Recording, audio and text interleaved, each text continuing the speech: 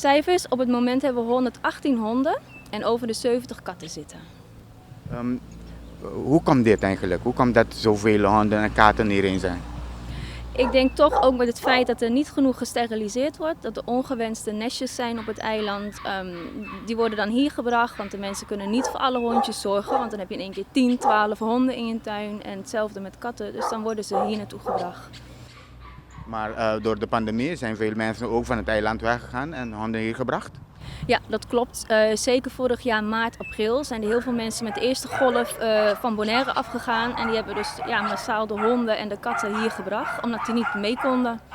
Hoe doen jullie om met al deze honden en katten te behandelen? We zijn genoodzaakt om uit te breiden, dus we hebben extra kennels moeten bouwen. We werken langere dagen. We hebben dus heel veel vrijwilligers nodig, want het is gewoon 7 dagen in de week doorgaan om alle dieren te verzorgen. Hattie, we staan hier bij Animal Shelter.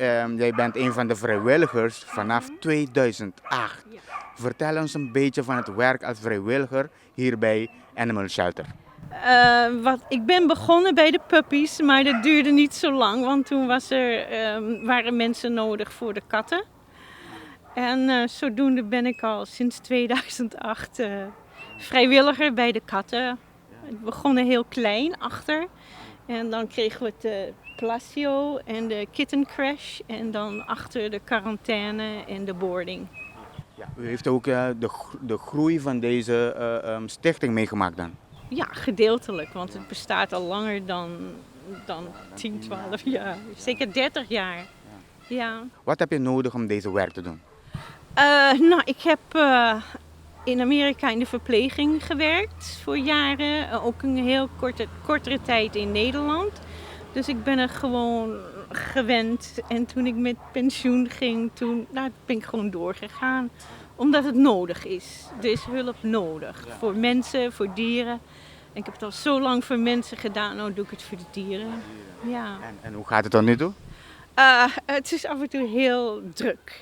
Als we heel veel zieke beestjes hebben, dan moeten we alles heel apart doen. En zorgen dat andere dieren niet ziek worden, omdat we zoveel katten hebben. We hebben er geloof ik nu ongeveer 80, 70, 80.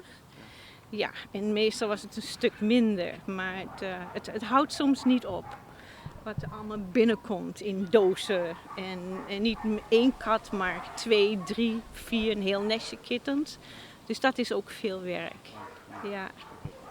U doet het al voor 10 jaar. Ik denk er is niemand beter om de mensen uit te nodigen om vrijwilliger hier te komen werken. Ja, en het is ook fijn vrijwilligerswerk, want je kan alleen maar zoveel dieren thuis hebben. Ja, we woonden eerst op een appartement, dus we konden heel weinig huisdieren hebben.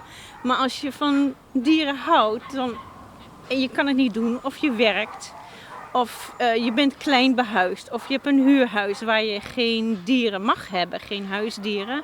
Ik zou zeggen, kom dan hier naar de shelter voor een paar uurtjes per week in je vrije tijd. Dan kan je hier genieten van alle beestjes, lieve beestjes die hier zijn.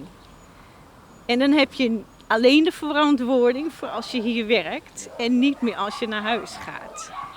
Met meer dan 200 dieren hierin, hoe gaat het met wat betreft het fondsen om dit te draaien? Het is krap aan. Alle kleine beetjes helpen op het moment. Normaal hadden we ook inkomen van de cruise market. We hadden daar een eigen stand. Maar dat hebben we natuurlijk ook een hele lange tijd niet. Dat is een van onze grootste inkomsten. Daar beschikken we nu niet over.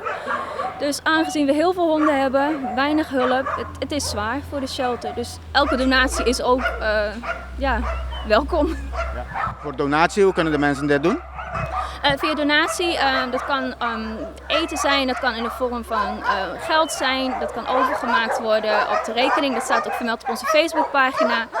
Of gewoon een donatie in de huisjes die in de winkel staan. Jullie hebben vrijwilligers nodig. Als je over een vrijwilliger praat, wat moeten we voorstellen? Het is heel vrijblijvend, het is heel breed ook eigenlijk. Het is van het kennels schoonmaken, het is lopen met de honden, spelen met de katten. Eigenlijk alle handen verlichte werk hier, dus alles wat nodig is. Is er een bepaalde leeftijd om vrijwilliger te worden? Ja, het is vanaf 12 jaar. Vanaf 12 jaar naar boven kunnen ze vrijwilliger worden. Oké. Ik geef je toch de kans om even aan de mensen te vragen om bij jullie langs te komen om vrijwilliger te worden. Ja.